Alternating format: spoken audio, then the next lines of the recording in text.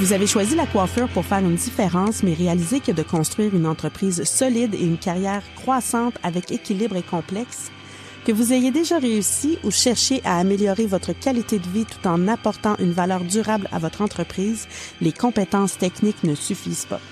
Pour une carrière et une entreprise prospères, il faut aussi de solides compétences en gestion et une stratégie efficace. C'est ici que le podcast Style et stratégie par moi-même, Marie-Ève Medza, entre en jeu. Ma mission est d'aider les propriétaires de salons et les coiffeurs à créer une valeur exceptionnelle et une carrière florissante grâce à une approche structurée qui combine principes de gestion et valeurs humaines. Rejoignez Style et stratégie chaque semaine pour découvrir des histoires inspirantes, des conseils pratiques et des stratégies spécifiques à notre industrie et apprenez comment aligner votre carrière sur vos valeurs pour un succès qui va bien au-delà des apparences.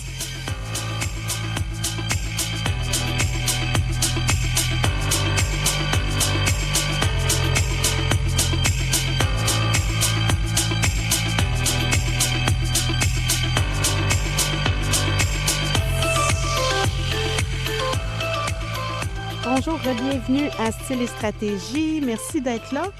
Aujourd'hui, le sujet est similaire à celui de la semaine passée, mais va avoir attrait plus aux coiffeurs. Donc, les 8 indices que votre carrière de coiffeur est à la dérive. Pourquoi? Qu'est-ce qui se passe?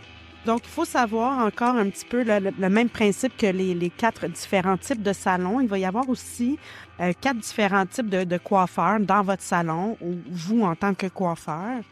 Donc, il va y avoir ceux qui sont très, très contents et qui font beaucoup d'argent. Donc, bien sûr, c'est ce qu'on souhaite, c'est ce qu'on vise. On en veut beaucoup de comme ça. Mais on va avoir aussi les coiffeurs qui sont quand même contents, mais qui font moins d'argent. Mais au moins, ils ont une belle attitude, ça va bien, tout se passe bien. On va avoir ceux qui font beaucoup d'argent, mais que peut-être sont moins motivés, l'attitude est moyenne.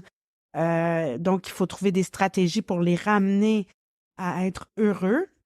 Et on a le coiffeur qui est pas content, démotivé, il ne fait plus d'argent. Et donc là, ça commence vraiment à mal aller. Mais je vais m'adresser vraiment à vous, les coiffeurs, parce que c'est votre examen à vous, votre examen de conscience. Vous avez besoin de regarder, de prendre du temps parfois pour comprendre un peu ce qui se passe dans votre carrière. Je ne sais pas pour quelle raison vous avez choisi d'aller en coiffure, mais je vous invite à prendre un petit 2 minutes puis y réfléchir un peu, là. C'était quoi votre ambition? C'était quoi votre rêve? Qu'est-ce que vous projetiez comme image quand vous vous êtes dit « je vais aller prendre un cours de coiffure », que vous ayez fait le DEP ou le cours privé ou que vous ayez appris en salon, peu importe. Qu'est-ce qui vous a motivé à devenir coiffeur? Moi, ce qui m'a motivé vraiment, c'est que j'ai tripé à couper les cheveux. J'ai tripé à voir tout le côté créatif et j'ai vu aussi beaucoup là, l'aspect de voyage, de pouvoir donner des shows, faire des compétitions, des trucs comme ça. C'est vraiment ça qui m'a attirée au départ. J'ai eu une petite claque au visage, là, je vous dirais, là, quand j'ai compris que ma passion était très, très grande, bien sûr, mais que c'était un métier qui n'était pas facile. Et donc, on fera peut-être un autre épisode là, concernant tout ce qui se dit sur le domaine de la coiffure pour revenir un petit peu avec ce que c'est en réalité, parce que pour moi, c'est un métier qui est merveilleux, avec lequel on peut très, très bien gagner notre vie, mais que c'est pas un métier qui est facile. Donc, quand j'entends des gens qui disent « Ah, moi, je vais m'inscrire au cours en coiffure parce que c'est facile », ou je sais pas quoi faire, je vais aller faire un petit cours en coiffure parce que j'aimais ça, coiffer mes poupées quand j'étais petite. C'est peut-être pas la meilleure raison. Ça se peut que vous aimiez coiffer vos poupées puis que vous êtes quand même une super bonne coiffeuse aujourd'hui, là, ça, il n'y a pas de problème. Mais ça doit pas être ça qui motive le fait d'être une bonne coiffeuse aujourd'hui. Donc, qu'est-ce qui vous a attiré? Puis, après ça, selon votre expérience aujourd'hui, mais qu'est-ce que vous trouvez difficile? Parce que c'est pas un métier facile. Il y a beaucoup de choses à faire. Il faut toujours se tenir à l'affût des tendances. Il faut être toujours de bonne humeur. Il faut être présent pour les clients. Il faut être humble. Il faut donner un bon service. Il faut être disponible. Il y a beaucoup, beaucoup, beaucoup de choses. Et donc, il y a des signes Parce que quand on commence, généralement, là, on est assez motivé. On est prêt à tout, on dit oui à tout. Bon, c'est pas mal comme ça que ça se passe au départ. Puis après ça, ben, il peut arriver des moments ou des événements qui vont faire en sorte que, oups, la motivation va prendre un petit coup ou il y a quelque chose que vous n'aviez pas vu venir. Fait que, dans tous les cas, encore un peu comme le même principe que la semaine passée, mais j'ai fait 8 indices que votre carrière commence à dégringoler. Et encore une fois, c'est peut-être pas les seuls, mais c'est 8 points là, que quand on en coche 1, 2, 3, il faudrait commencer peut-être à poser des actions là, pour renverser la vapeur un petit peu. Donc, le point numéro 1, la diminution de la clientèle, le taux d'occupation qui baisse. Vous étiez occupé mur à mur, vous aviez des rendez-vous pour les 4, 5, 6 prochaines semaines. Et là, qu'est-ce qui se passe? Vous commencez à avoir des moments dans votre horaire où vous êtes libre. Qu'est-ce qui se passe? Où sont passés vos clients? Donc, vous devez explorer les raisons potentielles de la perte de cette clientèle-là, puis vous devez trouver des stratégies pour inverser la tendance. Donc, dépendamment dans quel type de salon vous vous trouvez, est-ce que vous êtes salarié? Est-ce que vous êtes en location? Est-ce que vous êtes sur une rue passante, dans un studio? Il y a plusieurs types de salons, plusieurs types de coiffeurs. Mais qu'est-ce qui se passe pour que vous commenciez à vous dire: «Oh, ça fait longtemps que j'ai pas vu, Mélanie et puis, me semble que Karine prenait son rendez-vous aux 4 semaines, puis là, si je me rappelle bien, je ne l'ai pas vue depuis l'automne». Mais qu'est-ce qui se passe? Il faut que vous commenciez à allumer un petit peu et poser des actions pour comprendre qu'est-ce qui fait que votre clientèle diminue. Puis des fois, c'est pas nécessairement de votre faute. Je vous donne un exemple. Ça pourrait être des travaux sur la rue sur laquelle vous travaillez, des travaux importants. Moi, ça m'est déjà arrivé. J'ai travaillé sur la rue Saint-Laurent il y a plusieurs années et il y avait des travaux, c'était impossible, ça avait juste pas de sens. Les gens ne pouvaient pas se stationner, c'était comme impossible de se rendre au salon. Bien sûr, ça explique la diminution de la clientèle.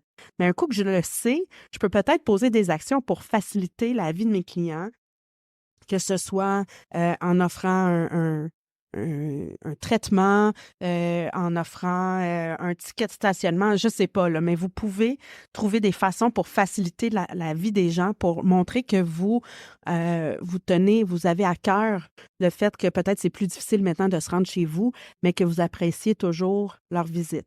Point numéro 2, le manque de passion et d'inspiration. Puis ça, c'est un point, je veux dire, on est en coiffure, là. Il faut être inspiré, il faut être passionné. C'est encore une fois, tellement un métier qui est demandant, même si on est travailleur en salon, c'est-à-dire qu'on ne fait pas des shows de coiffeurs partout, puis on ne participe pas à des shootings, puis toutes sortes d'affaires comme ça, ce qui est pas nécessaire, mais c'est tellement un métier qu'il faut de la passion, puis il faut aimer ça, que si vous avez plus cette flamme-là, ben il faut trouver un moyen de la rallumer parce que ça va se faire ressentir. Ça va se faire ressentir sur votre équipe de travail, ça va se faire ressentir dans vos chiffres, ça va se faire ressentir par la clientèle qui va dire: «Coudonc, il me semble que Joanne était vraiment, me semble avant, elle participait à des affaires, ou me semble avant, à chaque fois que j'arrivais, elle me proposait quelque chose de différent, ou me semble avant, quand j'arrivais, elle était vraiment contente de me voir, puis là, ben, peut-être pas contente de me voir, mais elle saute moins de joie quand j'arrive». Les clients vont le remarquer. Donc, il faut que vous ayez vraiment un petit examen de conscience sur l'importance de la passion puis de l'inspiration dans la coiffure, dans votre carrière et comment vous pouvez faire pour la raviver. Puis il faut retourner un peu à la question du début. Mais pourquoi vous êtes devenu coiffeur? Qu'est-ce qui vous a attiré? Parce que ça se peut que c'était pas tant la créativité, puis c'est bien correct. Mais c'était peut-être le lien avec les gens. C'est bien correct, mais il faut que vous continuiez à être passionné par ce lien-là avec les gens, par faire plaisir aux gens, par offrir un service, par chouchouter vos clients. Peut-être que vous ne serez jamais le coiffeur, la coiffeuse la plus créative au monde et qui change de style tout le temps. Puis c'est parfait. Il y a des gens qui sont plus conservateurs, puis à qui ça va être un super bon match. Mais il faut que le service y soit A1. Il faut avoir quelque chose qui vous démarque. Et si vous manquez de passion et d'inspiration, mais ça va être très difficile de retenir la clientèle, ça va être très difficile de vous bâtir une carrière prospère. Numéro 3, difficulté à suivre les nouvelles tendances. Donc, vous n'avez pas vraiment d'intérêt à suivre la nouvelle tendance. Et oui, je vous dirais, là, moi, s'il y a une question que j'aime pas qu'on me pose, là, c'est quand les clientes me disent c'est quoi la tendance en ce moment? Parce qu'on s'entend que la tendance, généralement, c'est beaucoup de choses. C'est tout et rien en même temps. On va aller voir des shows de coiffure. On va voir du frisé, du raide, du long, du court, des franges, pas de franges. Je veux dire, à un moment donné, c'est un peu là, l'air du temps. Oui, il y a des termes qui deviennent à la mode. Et on s'entend entre nous que c'est toujours un peu la même chose, ça revient au même, c'est juste des façons différentes d'appeler les choses, puis que les clientes sont au courant, puis ça. Mais si vous savez pas c'est quoi un cowboy copper et c'est quoi le butterfly cut en ce moment, ben peut-être que vous devez au moins connaître les termes, parce que quand la cliente va arriver puis elle va vous dire, ben moi je veux une coupe butterfly, ben si vous avez aucune idée d'où elle sort, ça se peut qu'elle, ça la rende inconfortable. Vous allez être capable de le faire parce que vous en faites déjà depuis des années des butterflies, c'est juste qu'on n'appelait pas ça comme ça, mais vous allez devoir être en mesure de répondre à sa demande quand même. Fait que vous avez un devoir de suivre la tendance, de connaître le vocabulaire et d'être capable d'enligner un petit peu votre clientèle à travers ça. Numéro 4, faible revenu. Donc, qu'est-ce qui fait que vos revenus sont faibles? Comme je dis toujours, il y a 2 moyens de faire plus d'argent. Soit d'aller plus vite, soit de faire, soit d'aller plus vite, donc ça veut dire aussi faire plus de clients en moins de temps, ou de charger plus cher. Il n'y en a pas d'autres. Alors, il faut trouver votre angle à vous, le type de coiffeur que vous êtes. Peut-être que vous travaillez dans un salon, qu'on va dire un petit peu plus à la chaîne, où les clientes ne recherchent pas nécessairement une expérience. Ils veulent se faire couper les cheveux rapidement. Merci, bonsoir. C'est correct aussi. Ça répond à un certain type de clientèle. C'est juste que vous devez le savoir, que c'est dans un salon comme ça que vous êtes et c'est ce que vous devez vouloir faire vous-même. À l'inverse, si vous êtes dans un salon qui doit offrir une expérience, vous devez charger suffisamment cher pour que quand vous passez 3 heures exclusivement avec une cliente, ce 3 heures-là soit payant. Parce que s'il n'est pas payant et si vous auriez été mieux de faire 3 coupes de cheveux pour hommes, je ne sais pas où vous allez pouvoir sortir un salaire qui a du bon sens. Donc, vos faibles revenus vont venir de ça et peut-être du fait que votre clientèle a diminué aussi. Je ferai aussi un épisode de podcast qui va concerner les salaires, ma vision des pourcentages de salaire puis des types de salaires qu'on peut offrir aux coiffeurs. Mais en tant que coiffeur, je vous inviterai à arrêter de focaliser sur la commission, mais plutôt sur le gain que vous voulez faire. Je vous donne un exemple. Vous allez passer une entrevue dans un salon et on vous dit, bien ici, c'est 50 %. Vous êtes tout excité, wow, 50 %, c'est parfait, c'est ça que je veux. Mais vous aviez 2 entrevues. L'autre entrevue, eux, vous offrent 42 %. Oh, vous êtes choqués un petit peu. Voyons, 42, ça n'a pas de bon sens. Par contre, ben, celui à 42 %, le jour 1, vous auriez été plein de midi à 8 heures le soir sans faire trop d'efforts, tandis que l'autre, ben, il va falloir que vous travaillez très fort pour attirer de la clientèle, pour retenir de la clientèle, puis les passants se font rares. Donc, tu sais, je vous inviterais plus à penser en termes de je veux gagner tel montant par année et voir quel salon va vous offrir la façon ou va vous offrir l'opportunité d'atteindre ce salaire-là et comment. Quel va être le chemin pour atteindre ce salaire-là en faisant un peu abstraction de la commission. Là, je sais que j'en ai shaké 2, 3, là, mais c'est pas grave.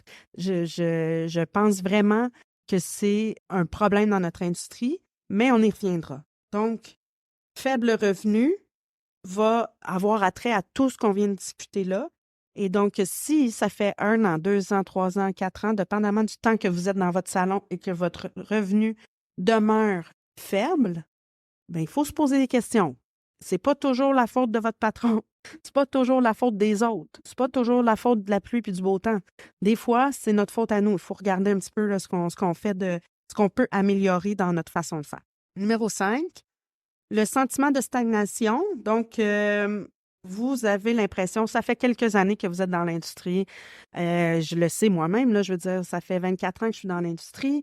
C'est sûr que si je vais voir un show de coiffure ou un cours, ben je vous mentirai pas en vous disant que c'est assez rare que ça me, tu sais, que ça me jette à terre, là, que je me dis, oh mon Dieu, j'avais jamais vu ça de toute ma vie. Non. Mais ça me remet un petit peu des fois là, le focus sur une chose. À chaque fois, je réapprends, puis à chaque fois, quand je reviens de là, je me dis, ah, là, faut que je fasse attention à ça, c'est vrai, faut que je m'améliore dans telle technique, faut que je travaille plus proprement. Et c'est ce qui maintient l'espèce de motivation, de feu à l'intérieur et qui empêche un sentiment, justement, d'être stoppé, d'être limité dans notre carrière. Il ne devrait pas y avoir de moment où on devient euh, limité.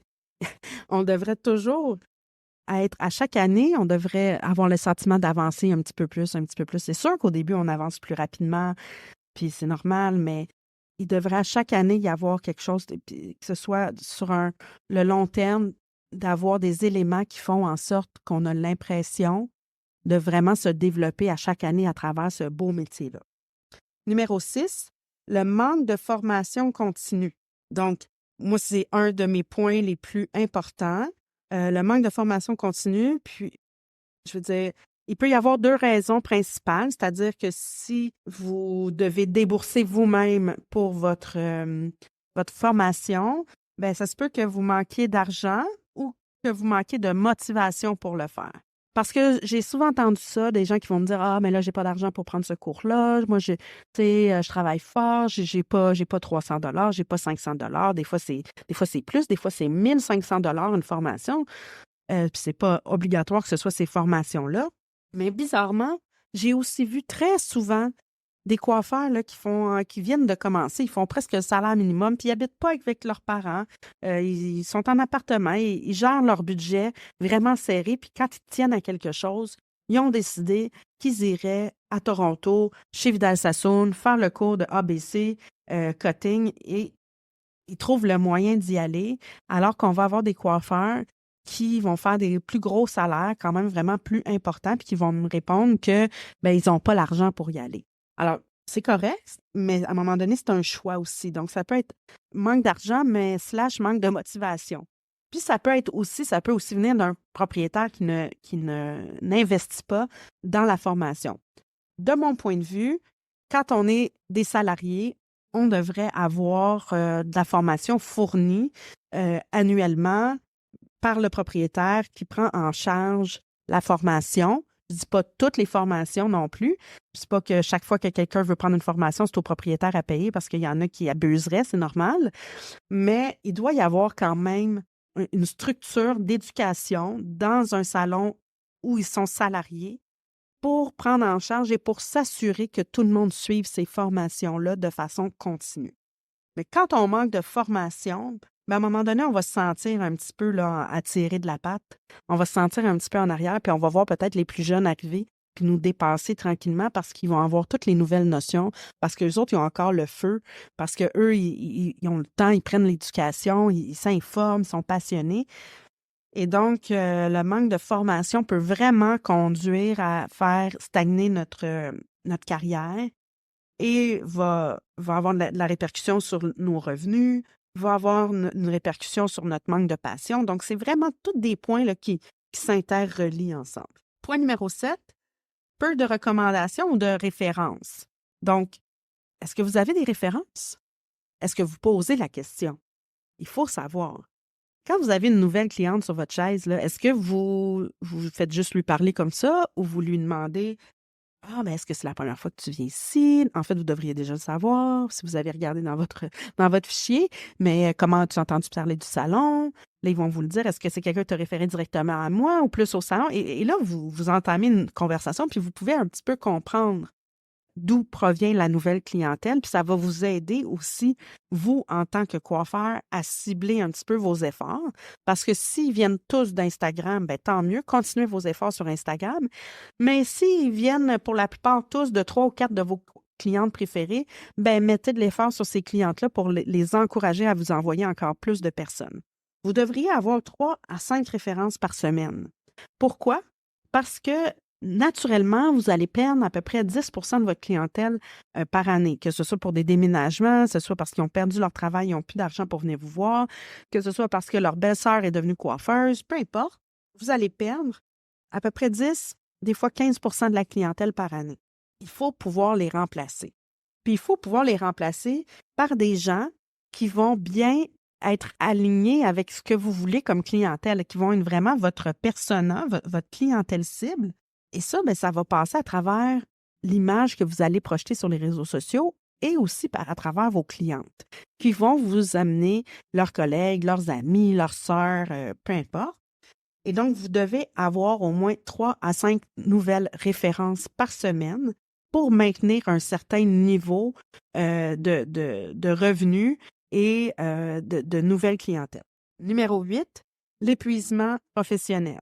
On le sait, c'est un métier qui est très demandant.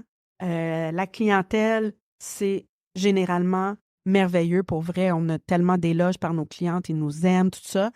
Quand on commence, c'est quelque chose. On a droit à toute la nouvelle clientèle et des personnes qui, parfois, sont insécures parce qu'ils sont avec des nouveaux coiffeurs. Puis, tu sais, ça va vraiment drainer du jus. Des fois aussi, quand on commence, ou même quand on commence pas, mais des fois, on dit oui à tout. Ça aussi, ça peut venir un petit peu drainant, là, on va devenir épuisé professionnellement à dire oui à toutes les heures, à dire oui à tout ce que nos clientes nous demandent. Une veut faire ses cheveux le samedi à 8 heures le matin alors que le salon ouvre à 9. Vous dites oui. Tu sais, fait qu'il faut être capable de mettre un petit peu ses limites tout en se rappelant quand même qu'on donne un service. Donc, faut quand même être disponible puis vouloir offrir un certain service à nos clientes. Mais il faut faire attention à nous, comme professionnels de la beauté. Il faut être en forme, il faut se tenir aussi en santé, physiquement, mentalement, bien se nourrir, dormir comme il faut, parce que c'est un métier qui est physique, mais qui est aussi intellectuel, qui est émotionnellement parfois drainant. Des fois, on a des journées que ça va pas bien, puis on le sait. On ne devrait pas, c'est pas à nous plaindre à nos clients, donc il faut comme un petit peu ravaler puis passer à travers nos journées quand même. Mais tu sais, moi, je trouve que les fois où dans ma vie, ça a été peut-être un peu moins bien pour plein de raisons, quand je faisais ma clientèle, à la fin de la journée, j'avais comme pas vu la journée passer, puis je recevais tellement d'amour puis de compliments de mes clients que je me disais, bon, ben, j'ai passé quand même une belle journée malgré que, je sais pas, il s'est passé quoi, malgré que aujourd'hui, c'était plus difficile. Donc, je vous rappelle les 8 points, les 8 indices que votre carrière de coiffeur commence à tirer de la patte, donc est à la dérive. Numéro 1, la diminution de la clientèle. 2, manque de passion et d'inspiration. 3, difficulté à suivre les nouvelles tendances. 4, faible revenu. 5, sentiment de stagnation. 6, manque de formation continue. 7, peu de recommandations ou de références. Et 8, l'épuisement professionnel. Donc, je vous invite à regarder un petit peu ce qui se passe dans votre carrière à vous, d'analyser tout ça. Et au fil des prochains épisodes de podcast, j'espère pouvoir répondre et vous aider à travers quelques-uns de ces points-là. Et si vous avez des questions, n'hésitez pas à m'envoyer ça en DM sur Instagram. Sinon, vous pouvez partager l'épisode d'aujourd'hui. Je vous souhaite une belle semaine. À la semaine prochaine.